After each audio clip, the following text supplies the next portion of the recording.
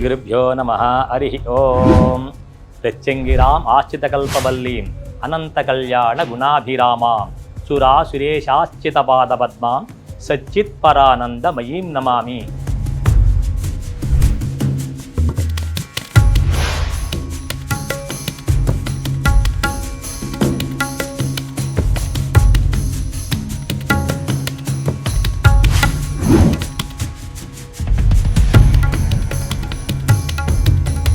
Suman TV ప్రేక్షకులకి నమస్తే.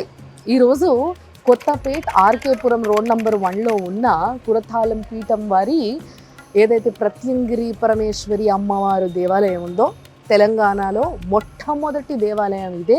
ఇప్పటి వరకు ఉన్న ఏకైక ప్రత్యంగిరి పరమేశ్వరి అమ్మవారి దేవాలయం కూడా ఇదే. ఇక్కడికి ఎంతో మంది భక్తులు ఎంతో ఇష్టంగా అమ్మవారు కోరిన కోరికలు కొంగులో కట్టి పంపిస్తుంది అని చెప్పి చాలామంది ఎంతోమంది రీల్స్లో కూడా మీరు చూస్తున్నారు, షార్ట్స్లో చూస్తున్నారు. కొంతమంది అంటే మౌత్ పబ్లిసిటీ అంటారు కదా, ఆడవాళ్ళకి ఏదైనా నచ్చితే ఇంకొకరికి చెప్తూ ఉంటారు. ఆ విధంగా తెలుసుకొని చాలామంది వస్తూ ఉన్నారు. మరి ఈ యొక్క గుడి విశేషాలు ఏంటి, ఇక్కడ ఏమేమి సేవలు జరుగుతాయి, అసలు ఇక్కడ అమ్మవారి యొక్క విశిష్టత ఏంటి, ఇవన్నీ తెలుసుకుందాం పదండి.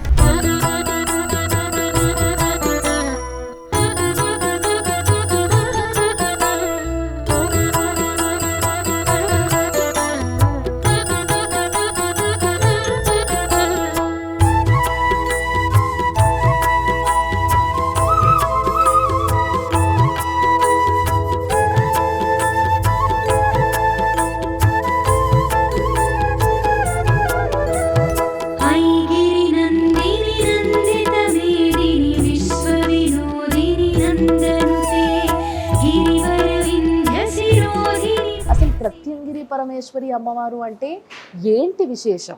అసలు ఇక్కడికి వస్తున్న ప్రజలందరికీ కూడా మంచి జరుగుతుంది అని అంటే ఏం పూజలు చేయాలి, అసలు విశేషం ఏంటి, ఈ గుడి యొక్క ప్రత్యేకత ఏంటి, ఇవన్నీ విషయాలు తెలుసుకోవాలని నాకు అనిపించింది. అందుకోసం ఇక్కడికి వచ్చిన తర్వాత కొన్ని విషయాలు అయితే తెలుసుకున్న.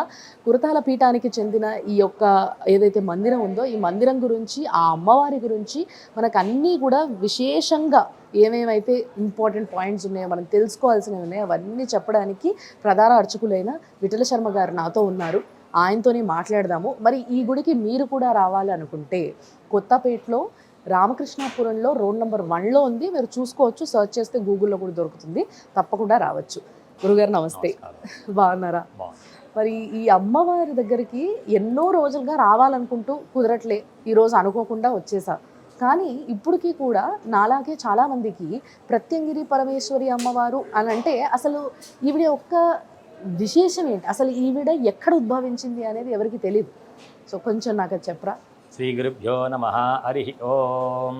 ప్రత్యంగిరాం ఆశ్చితకల్పవల్లీం అనంతకళ్యాణ గుణాభిరామాం సురాసురేశాశ్చితపాదపద్మాం సచ్చిత్పరానందమయీం నమామి. ఈ దేవతని ఎవరైతే ఆశ్రయిస్తారో వాళ్ళకు ఉన్నటువంటి సమస్తమైన దుఃఖములు నశించిపోతాయి, సమస్తమైన కోరికలు నెరవేర్తాయి అన్నమాట. కనుకనే ఈ దేవతని ఆశ్చిత కల్పవల్లి అని చెప్పారనమాట. ఈ పదాన్ని వాడారు. ఈ దేవత సనాతనమైన దేవత. ప్రత్యంగిరాం, ఈ ప్రత్యంగిరా విద్య అనేది చాలా గొప్ప విద్య అన్నమాట.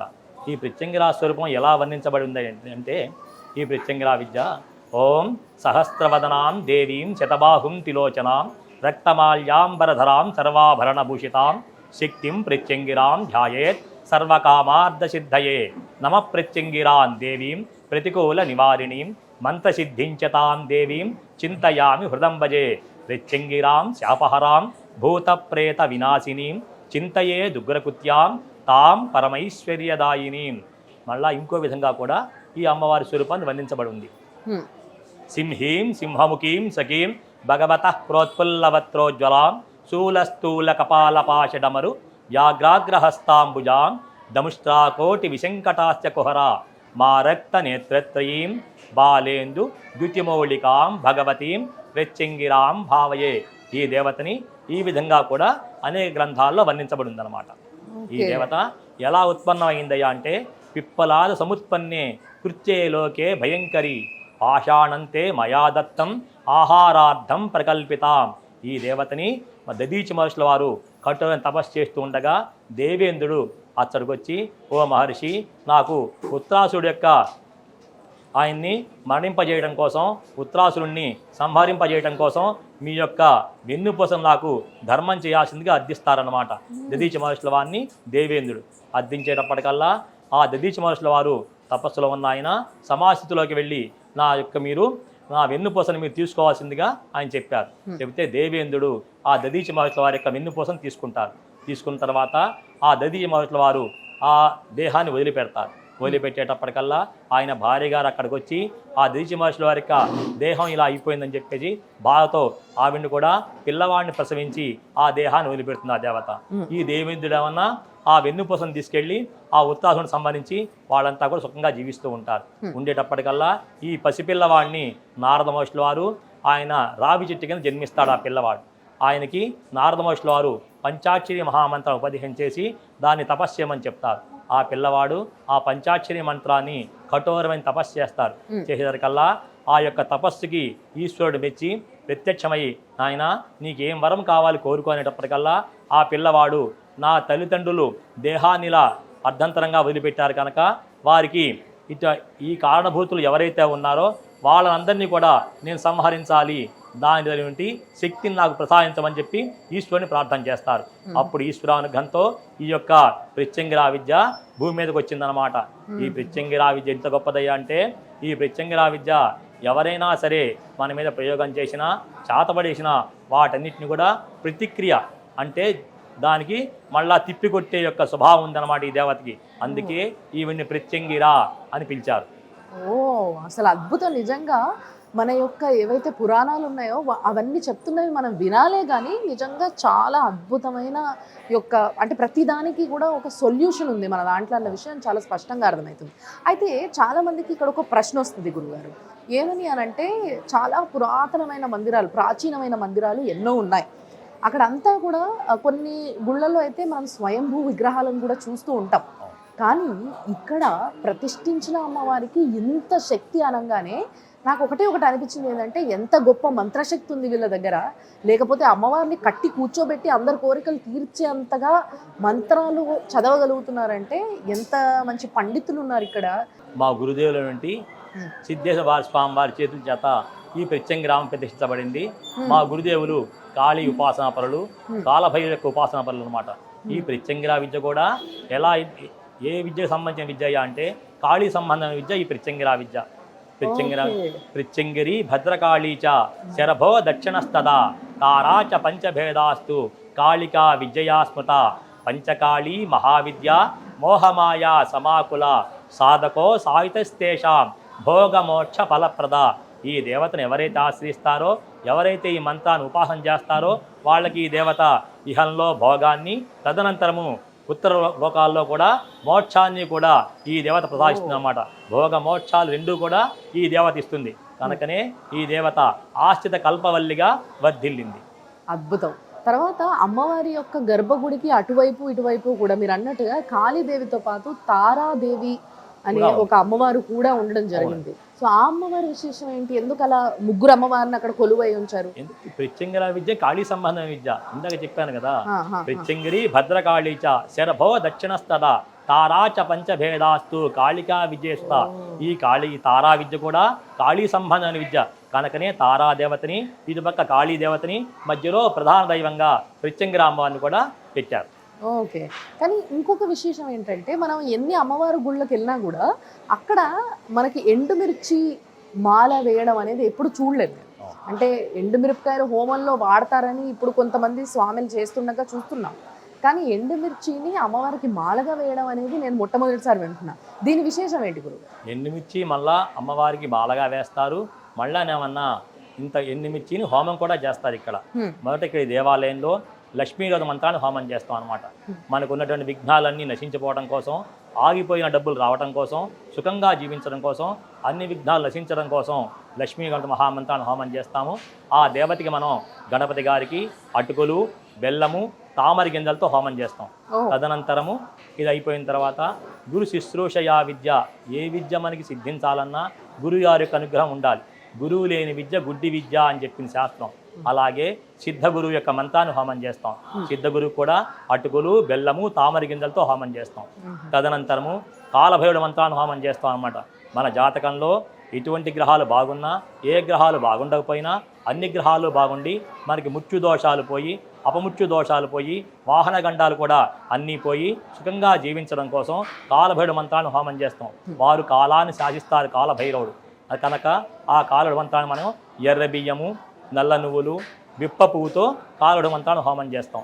తదనంతరము బగళాముఖి మహామంత్రాన్ని హోమం చేస్తాం. బగళాముఖి అనేది స్తంభన విద్య అంటారు. ఈ దేవతనే బ్రహ్మాస్త్రం అంటారు. బగళాముఖి విద్య కూడా మామూలుగా బ్రహ్మాస్త్రం అంటారు.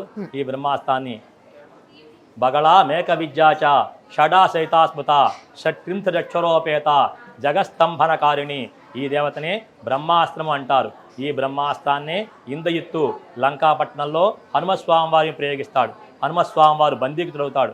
భారత యుద్ధం అంతా అయిన తర్వాత దుర్యోధనుడు కూడా ఆ విద్యతోనే జలస్తంభం చేసి నీళ్లలో దాక్కుంటాడనమాట.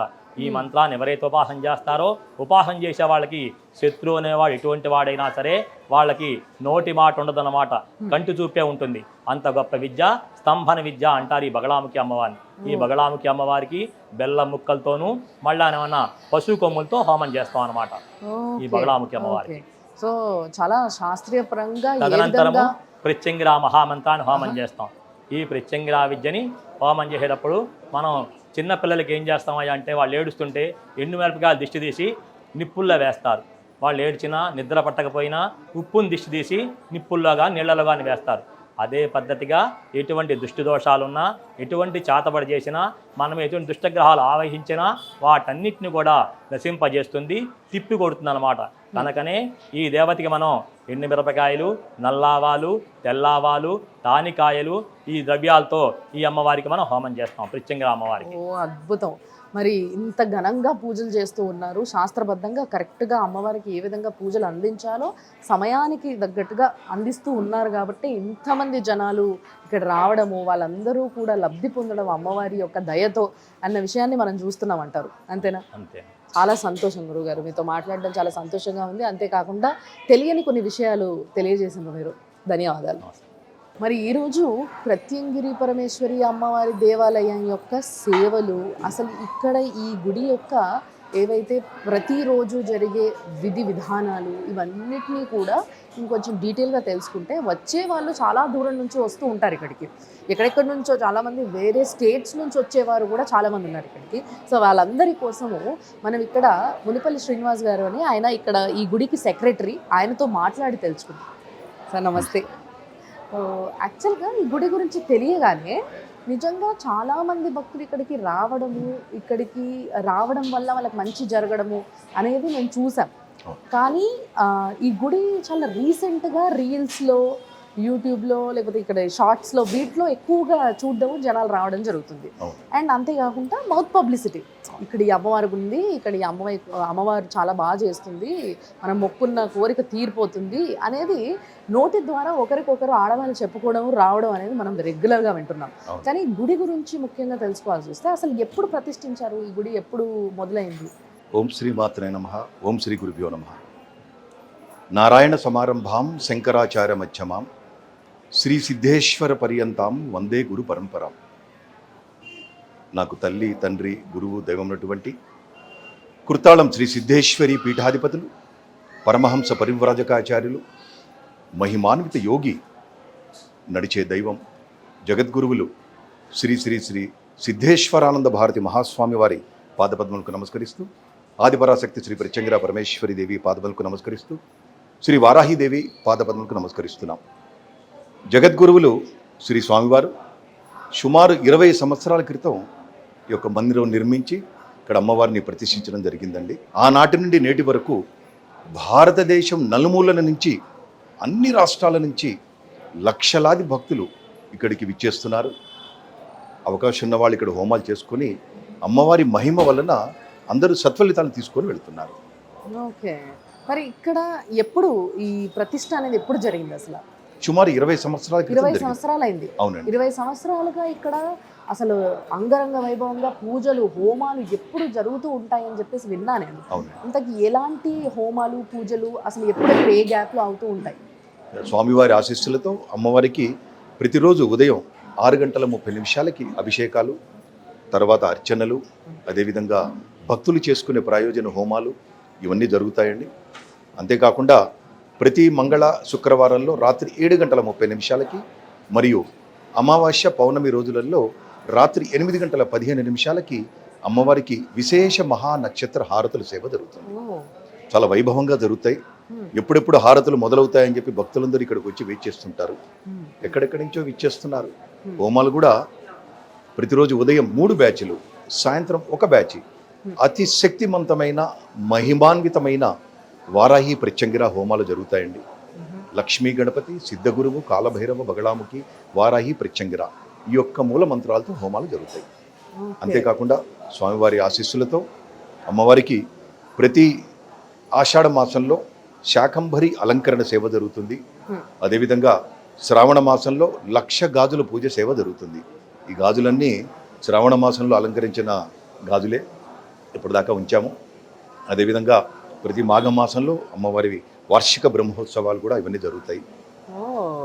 అసలు నిజంగా గుడి కూడా ఎంత కలకలలాడుతుందో, మొత్తం కూడా సార్ అన్నట్టుగా 1,00,000 గాజులతో అలంకరణ జరిగింది. అవునండి. శ్రావణమాసంలో 1,00,000 గాజులతో అలంకరణ జరిగితే అవన్నీ కూడా చాలా రంగురంగులుగా, చాలా అద్భుతంగా ఒక మంచి పాజిటివ్ వైబ్ ఇస్తున్న ఒక మంచి అలంకరణ ఈ గుడిలో చూడొచ్చు.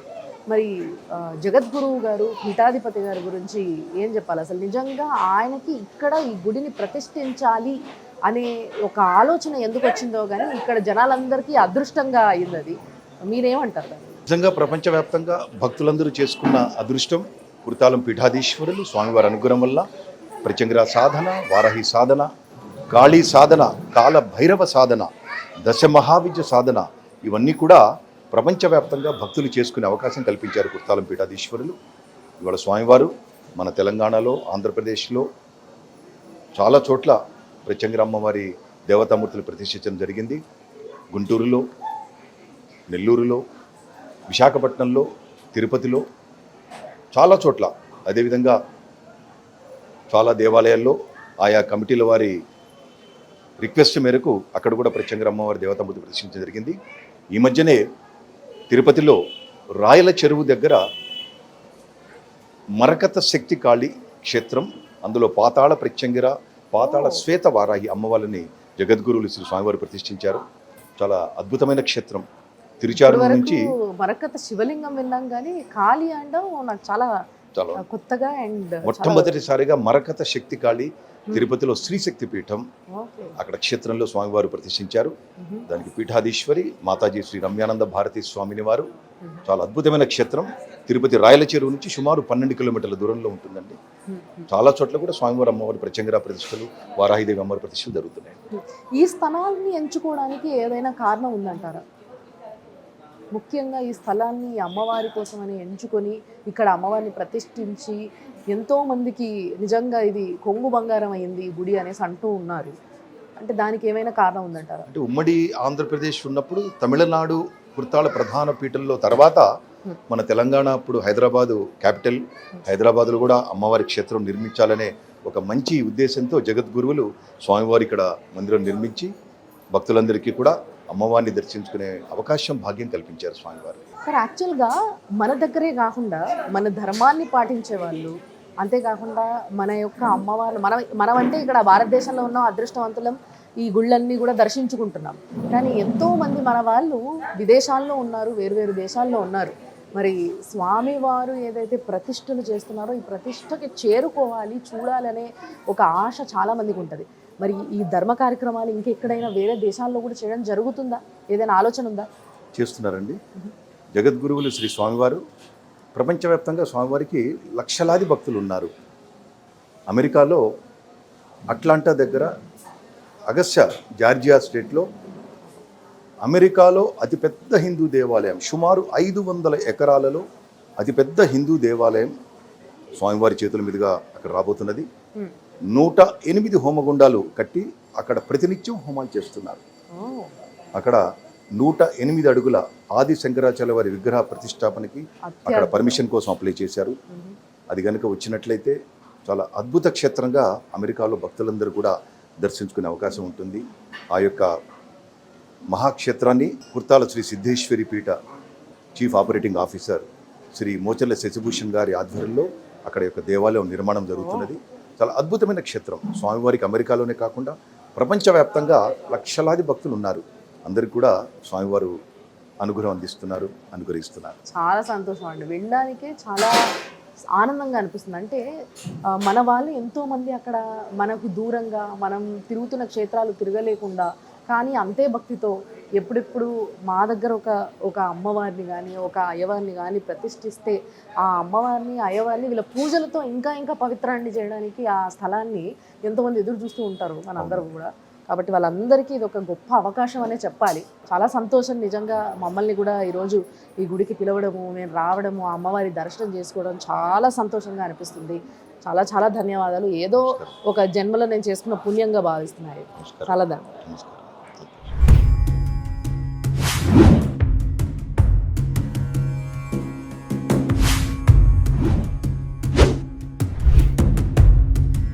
శ్రీ గురుభ్యో నమః. హరి ఓం. ప్రత్యంగిరాం ఆశ్చితకల్పవల్లీం అనంత కళ్యాణ గుణాభిరామాం సురాసురేశాశ్చిత పాదపద్మాం సచ్చిత్ పరానందమయీం నమామి.